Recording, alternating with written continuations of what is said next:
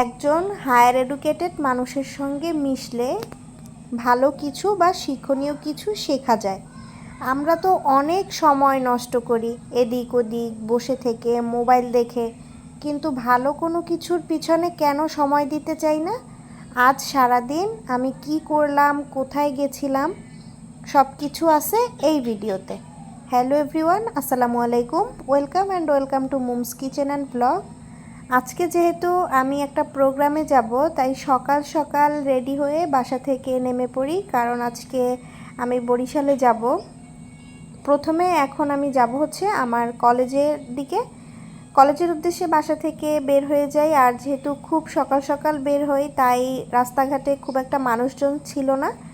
তারপরে আমি গিয়ে অটোতে উঠি, কারণ আমি এখন অটোতে করে আগে 0 পয়েন্ট যাব, তারপর ওখান থেকে একদম কলেজের সামনে যাব।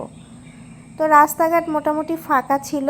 আমি প্রথম কলেজে যাই, ওখান থেকে আমার ফ্রেন্ডদের এবং স্যারদের সঙ্গে যাই বরিশাল শিল্পকলা একাডেমিতে। এখানে আজকে কি প্রোগ্রাম ছিল? এখানে আজকে ICMAB-র একটা সেমিনার ছিল, যেখানে আমরা হিসাব বিজ্ঞান ডিপার্টমেন্টের সবাই আমন্ত্রিত ছিলাম।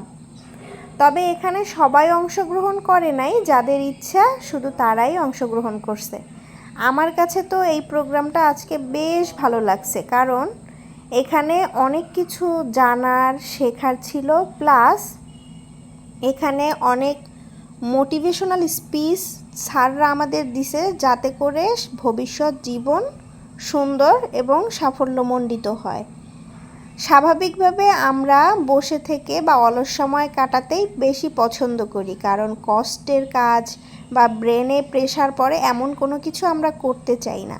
তবে এসব সভা সেমিনারে গেলে ব্রেনে খুব একটা প্রেশার পড়ে না, কারণ এখানে তো অনেকেই থাকে, সবার সঙ্গে এসব কথা ডিসকাশন, স্যারদের মোটিভেশনাল স্পিচ, একটা বিষয় সম্পর্কে নলেজ গ্যাদার করতে বেশ ভালোই লাগে।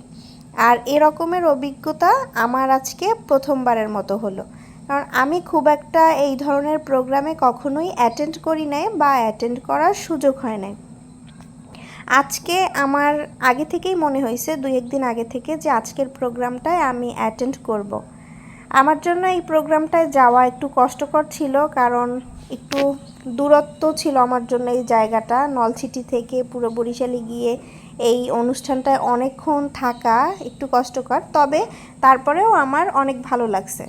এইখানে অনেক গুণী জনরা ছিলেন, যারা বিভিন্নভাবে আমাদের উৎসাহ দিছে, আমাদের ক্যারিয়ার সম্পর্কে কথা বলছে। পরবর্তীতে আমাদের স্যারদেরকে তারা সম্মানিত করছে গিফট দিয়ে, আর আমাদের জন্য দুপুরে লাঞ্চের ব্যবস্থা ছিল। আর এই প্রোগ্রামটায় শুধু আমাদের কলেজ না, বরিশালের প্রায় ম্যাক্সিমাম কলেজ, প্রাইভেট ইউনিভার্সিটি থেকে টিচাররা এবং স্টুডেন্টরা জয়েন করে। তারপরে ওখান থেকে বের হয়ে আমি খাওয়া দাওয়া করি। এরপরে মুহিন আসছিল, আবার আমাদের একটু কাজ ছিল বাহিরে, তো সে কাজগুলো করে তারপরে মুহিন বলল যে চল মেলার দিকে একটু যাই। আর আমার আজকে প্রচুর গলা শুকিয়ে যাইতেছিল, এই জন্য মেলার গেটে গিয়ে একটা লেবুর শরবত খাইয়ে নেই, আর মুহিন হচ্ছে ছোট ফুচকা খাইতেছিল। তো আসলে সারাদিন ওখানে থাকার পরে আর খুব একটা এনার্জি ছিল না ভিডিও করার মতো। তো বাণিজ্য মেলার বাহির থেকে শুধু অল্প একটু ভিডিওই করছি, আর ভিডিও করার মতো এনার্জিও শরীরটার মধ্যে ছিল না।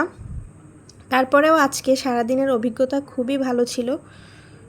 মেলার গেট পর্যন্ত যাওয়ার পরে মুহিন বলল আর ভিতরে যাইতে ইচ্ছা করে না, চল আমরা এখন বাসায় চলে যাই।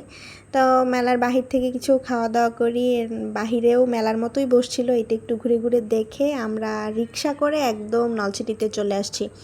বরিশাল থেকে রিক্সা করে করে নলছিটি চলে আসছি, কারণ আর ভেঙে ভেঙে আসবো সেই শক্তিটাও শরীরে একদম ছিল না।